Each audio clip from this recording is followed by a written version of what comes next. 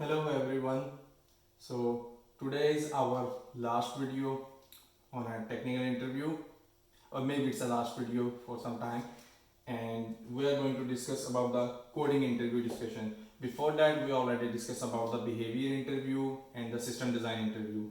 So in a coding interview, again it's my opinion, my experience. You can agree or disagree. So we can start.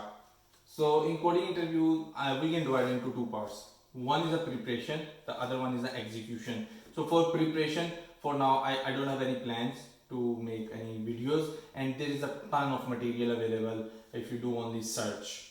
And so for now, we are going to skip that part.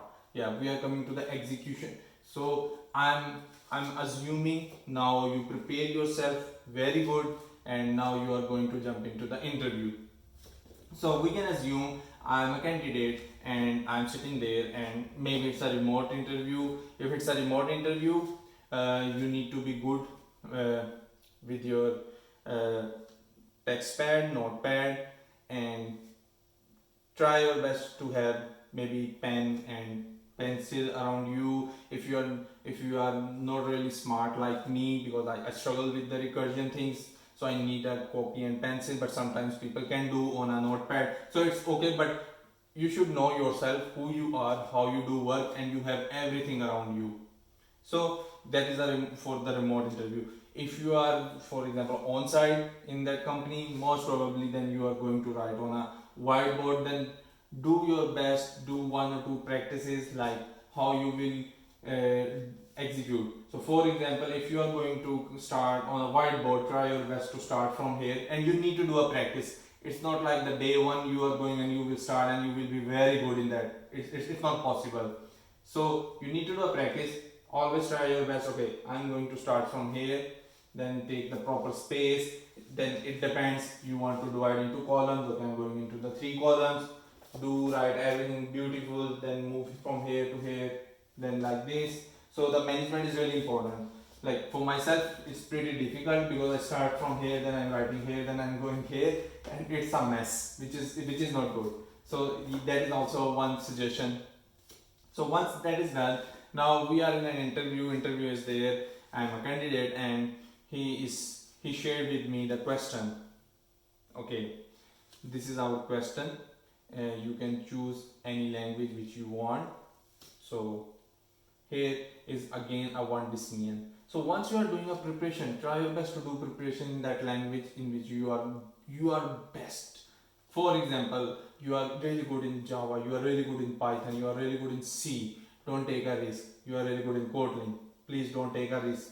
So if you really know some language, do more practice on that. Try to understand their under the hood SDKs, what APIs are already available. So in that interview, sometimes they help, and because there is no intelligence, so you need to write. So if you do practice, you already remember, okay, what is the method name? It's a dot get or default, so it's the map. But if you are not practicing in that language, you are practicing a different language and you are giving that interview, then you are always thinking, okay, it's dot size or it's dot length or like that, which is again not bad, but in my opinion it's pretty uh, kind of a negative thing. Like I give you the opportunity, I give you the whole freedom. Which language you want, you can choose. There are thousands of language, and you are saying, okay, I will choose this language. And then after 10 minutes, you are confusing yourself. Oh, I'm not really good with that because I used this 2 years ago. Oh man, that doesn't make sense. So once you prepare something, you should go there. If the company is giving you the freedom,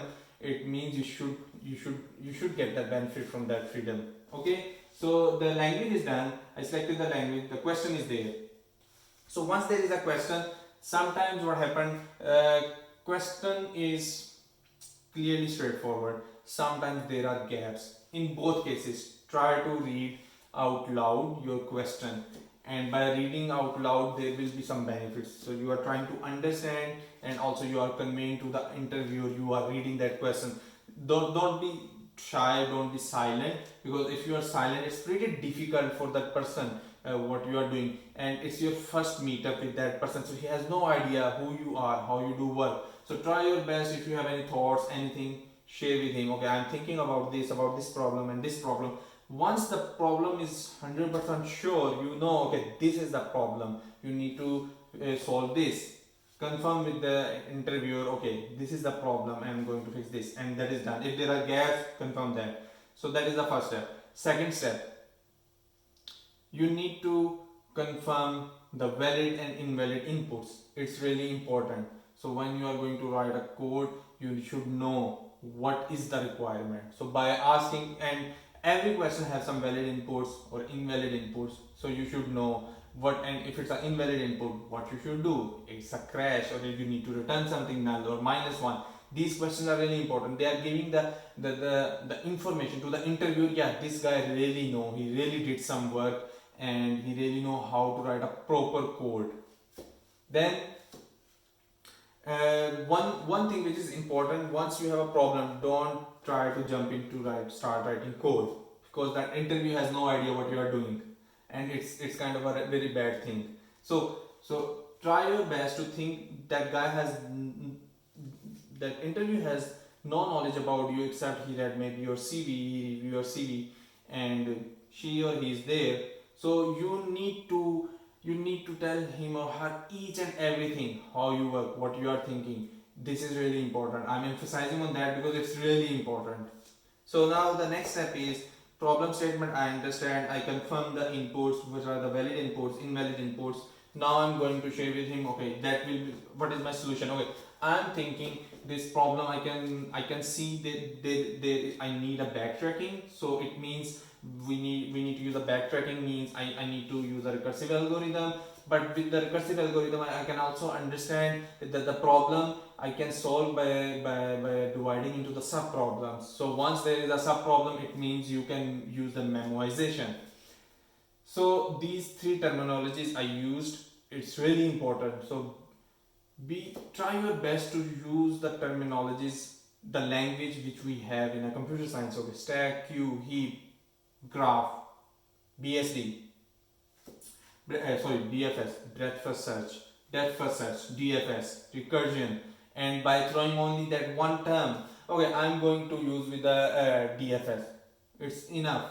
There is no need to write anything. Otherwise, you need to explain. Okay, I will go this first, then I will trace on a scan on if it's a tree, the second, then the third depth, and it will take a lot of time, and it give me the I felt it's not a good signal. So if you are telling me the properly, so I can understand. Okay, you really know the data structures, you really know the algorithms, and where you should use word.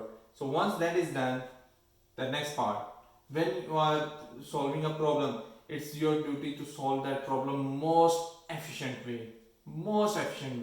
It's not like because every time you can solve any problem by using 2, 3, 4, 5 loops. Until it's a recursive problem, then it's a different story. But otherwise, I can explore each and every part of that problem, and I can fix. And it's a brute force, and it's a problem solving, and it's problem solved. But that is not the requirement. The requirement is you are going to solve a problem with the most efficient way. So you need to figure it out. Okay, is this the most efficient way? If not, try to think.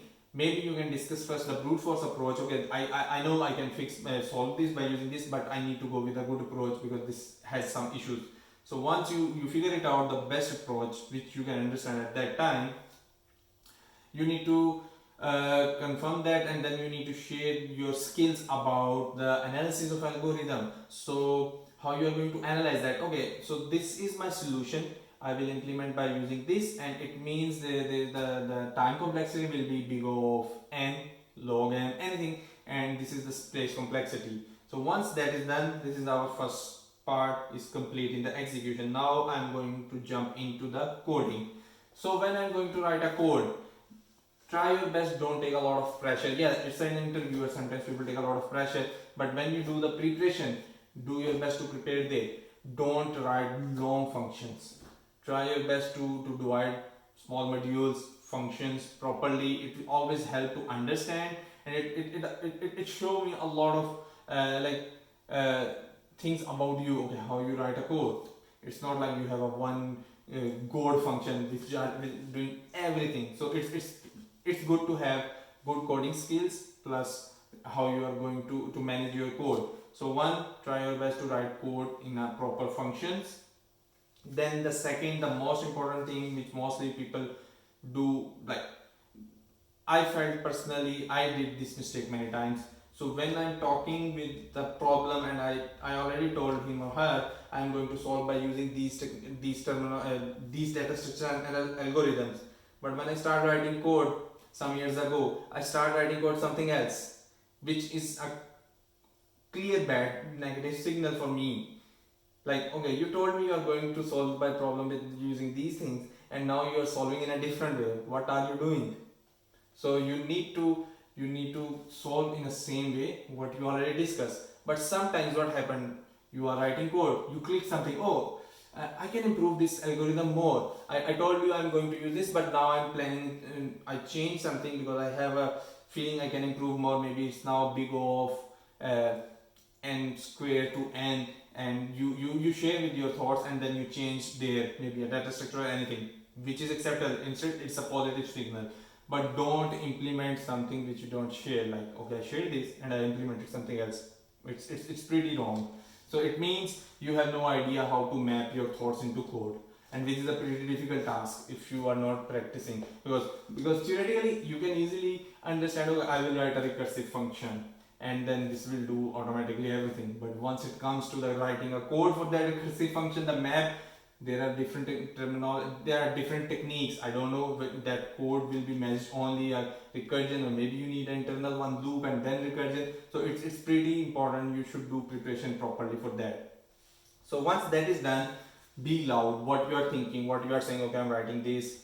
You can use the SDK APIs, but you can ask, if you know, okay, you are going to use this API, but that also, it's a question also, then don't use that API, you should implement. Or maybe you can ask, okay, can I use this API from map or from this, and that then the interview can tell you, okay, yes, you can use that, because the originally the problem is something else, so there is no need to implement that small functionality, which is good. Then also you can share your knowledge about that API. Okay, when I use this API, it's going to impact a little bit on my performance, because I know under the hood implementation in like this, and this will be a big of something. So that is again a good signal. So once that is done, you are writing code, your code is complete, you are very loud. Then uh, you need to trace. Don't say done. I'm completed my task. No, take the input which is given by the interviewer, trace, give your inputs 1 2 3. Most of the time I used to think from the unit test perspective. Okay, if I wrote this code in a production, I will write mostly these 3 or 4 tests, and most of the time for the function algorithm you need to write only 3 and 4 tests. For example, I have an array. So what type of inputs mostly I always give? First I will give the empty null array, app should not crash. Then empty array, then index 0 only, then index 0 1 only, and then after that 2 or n, any one of them you can select, and that is enough. Most probably that is enough. So kind of that, once that is done, now you can say, oh hey, I'm done. It's a pretty good interview. So in the end, it's complete. Now there are some more things which we can discuss. First, every time ask to your interviewer how many questions you are going to ask, and you, maybe it's one, maybe it's two. And why that? Because I did once a mistake a long time ago.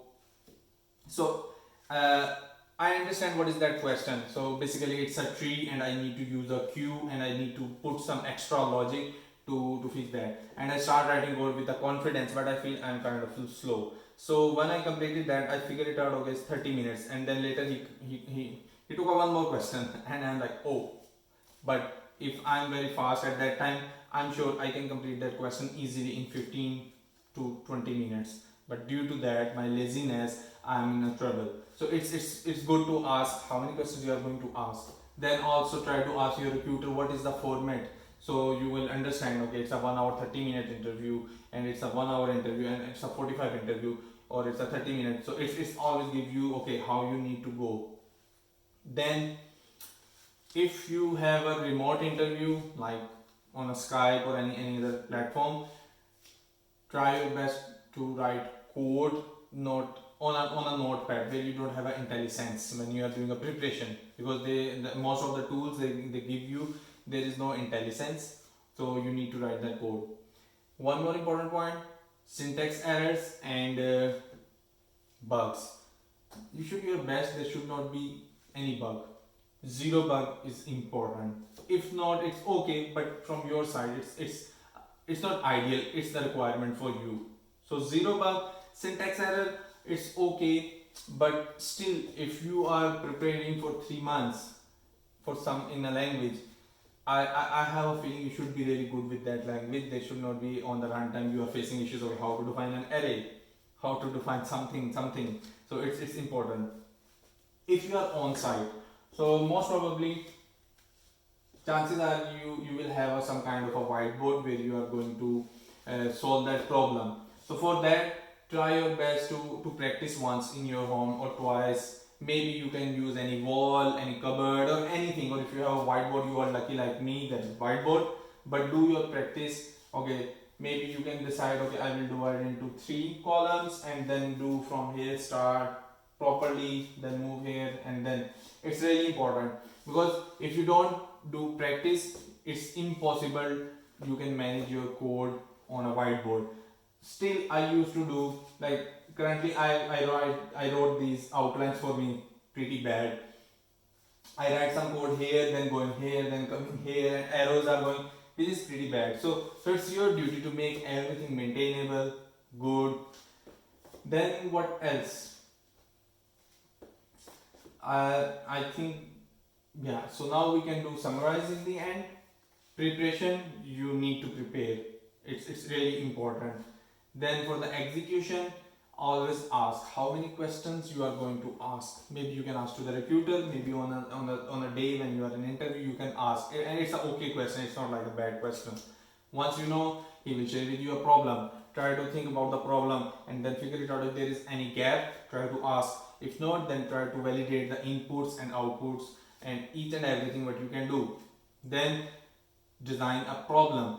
Share with him everything. Try to use terminologies. Don't share with him, I will put a one loop and then there will be an array and there will be only I will take the element from the end and put that. No, say I will use tag. Done. Once that is done, share with him your analysis of algorithm skill. Okay, this is this big of and big of, and it's pretty good if you don't only say, okay, this is big of n log n. Try to define why is big O of n log n, or why is big O log n, or why is big O of n. Okay, because I'm doing this, originally is the order of 2n, but it's a big O, and we can remove that like constant, and it's in n, and it's same for space. So for example, you are saying, okay, it's a big O of 1. So why it's a big O of 1? You can define, okay, because this is the array which maybe have a million of numbers, but it's always a constant number. You are not going to change anything or any. So which give a more signal. It's not like, I understand it's a big O of n or big O of 1, but if you define more, it's pretty good, because that person has no idea who you are. It's your first meetup with him or her. So that is done. Then you are moving to the code. When you are writing code, choose the language you really know. Start writing code, and try your best to manage modules properly. Write functions, call those functions. Don't do any mistake, no bugs. Be loud. Use all those things which you already share in a problem solving manner, like theoretically. Now you need to implement the same thing in a code. Do not implement something else which you discuss that is very different, and but you implement it that is different. It's a bad thing.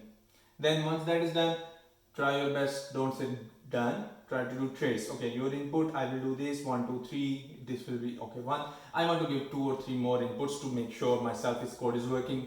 Give 1 2 3 more inputs. Maybe you can trace if you are there. Put the information. Then once done, say okay, I'm done. It's done. If there is any question, he will ask you. If he can see some bug, he may will share with you.